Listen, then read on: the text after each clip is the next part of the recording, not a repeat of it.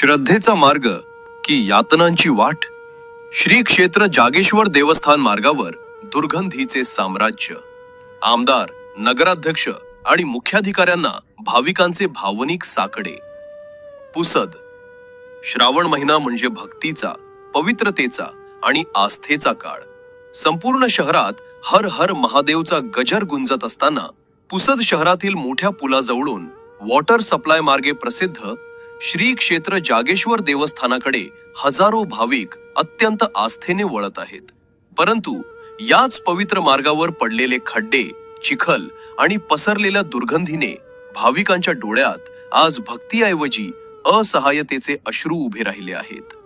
ज्या रस्त्यावरून लहान मुले, महिला आणि वृद्ध भाविक अत्यंत पवित्र मनाने, अनवाणी पायांनी महादेवाच्या दर्शनाला निघतात, त्याच मार्गावर उघड्यावर टाकलेला मच्छी मटणाचा कचरा आणि कुजलेले अन्न पाहून प्रत्येक शिवभक्ताचे मन हेलावून जात आहे.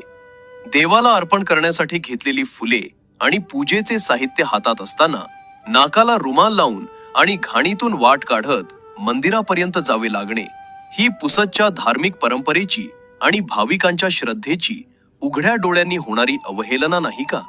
हा विषय केवळ रस्त्याच्या दुरुस्तीचा नसून प्रत्येक पुसदकराच्या भावनेशी आणि स्वाभिमानाशी जोडलेला आहे.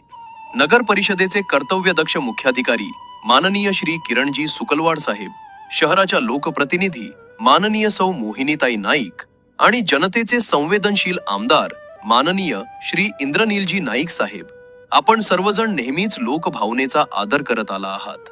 आज जागेश्वर भक्तांचे हताश चेहरे आणि त्यांची ही आर्त हाक नक्कीच तुमच्या हृदयाला स्पर्श करेल, हीच आम्हा शिवभक्तांची बाळगलेली श्रद्धा आहे.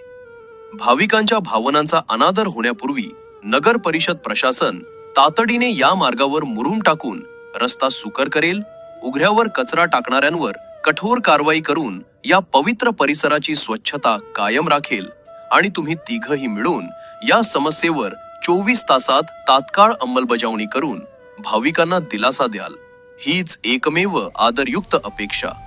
वेड न्यूज चॅनल, पुसद.